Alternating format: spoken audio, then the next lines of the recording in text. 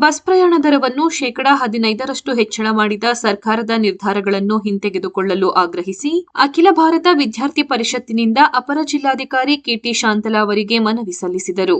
ABVP Hassan ವಿಭಾಗದ ವರುಣ್ ಮಾಧ್ಯಮದೊಂದಿಗೆ ಮಾತನಾಡಿ, ಕರ್ನಾಟಕ ರಾಜ್ಯ ಸರ್ಕಾರ ಬಸ್ ಪ್ರಯಾಣ ದರವನ್ನು ಶೇಕಡಾ 15ರಷ್ಟು ಹೆಚ್ಚಳ ಮಾಡುವುದರ ಮೂಲಕ ಬಡ ಕೂಲಿ ಕಾರ್ಮಿಕರು, ಮಧ್ಯಮ ವರ್ಗದ ಜನತೆಗೆ ಹೊರೆಯನ್ನ ಹೇರಿದಂತಾಗಿದೆ. ಸರ್ಕಾರಿ ಬಸ್ಗಳನ್ನೇ ಅವಲಂಬಿಸಿ ಸಾವಿರಾರು ಜನ ದಿನನಿತ್ಯ ತಮ್ಮ ಕೆಲಸ ಕಾರ್ಯಗಳಿಗೆ ಓಡಾಡುತ್ತಾರೆ.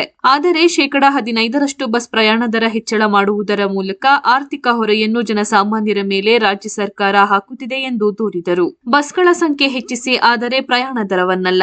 ಶಕ್ತಿ ಯೋಜನೆಯಿಂದಾಗಿ ದಿನನಿತ್ಯ ಬಸ್ಗಳಲ್ಲಿ ಪ್ರಯಾಣ ಮಾಡುವ ಪ್ರಯಾಣಿಕರ ಸಂಖ್ಯೆ ಹೆಚ್ಚಾಗಿರುವುದು ಸರ್ಕಾರದ ಗಮನಕ್ಕೆ ಇದೆ.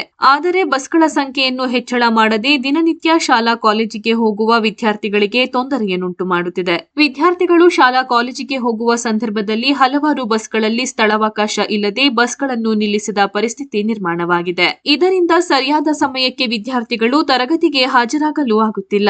ಸರ್ಕಾರ ಈ ಕೂಡಲೇ ಬಸ್ಸುಗಳ ಸಂಖ್ಯೆಯನ್ನು ಹೆಚ್ಚಳ ಮಾಡಿ ವಿದ್ಯಾರ್ಥಿಗಳ ಹಾಗೂ ಜನಸಾಮಾನ್ಯರ ಪ್ರಯಾಣಕ್ಕೆ ಅನುಕೂಲ ಮಾಡಬೇಕೆಂದು ಅಖಿಲ ಭಾರತೀಯ ವಿದ್ಯಾರ್ಥಿ ಪರಿಷತ್ ರಾಜ್ಯ ಸರ್ಕಾರಕ್ಕೆ ಆಗ್ರಹಿಸುತ್ತದೆ ಎಂದು ಹೇಳಿದರು. ಈ ಸಂದರ್ಭದಲ್ಲಿ ಎಬಿವಿಪಿ ತಾಲೂಕು ಸಂಚಾಲಕ ದರ್ಶನ್, ಅಭಿಲಾಷ್ ಹಾಗೂ ಇತರರು ಉಪಸ್ಥಿತರಿದ್ದರು. ಎಲ್ಲಾ ಶಾಲಾ ಕಾಲೇಜು ಮಕ್ಕಳಿಗೆ, ಕೂಲಿ ಕಾರ್ಮಿಕರಿಗೆ ಬಹಳ ತೊಂದರೆ ಆಗುತ್ತಿದೆ.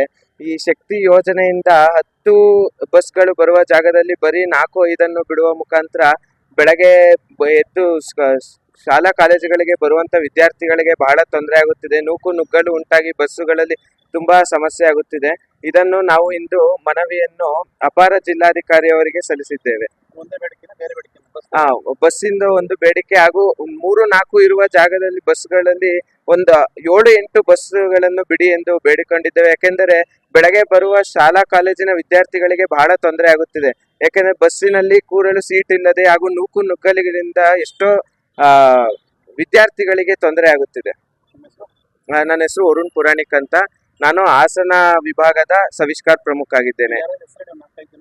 ದರ್ಶನ್ ಅಂತ ತಾಲೂಕ್ ಸಂಚಾಲಕ ಆಗಿದ್ದಾರೆ. ಅಭಿಲಾಷ್ ಅಂತ, ಇವರು ಆಚಾರ್ಯ PU ಕಾಲೇಜಿಂದ.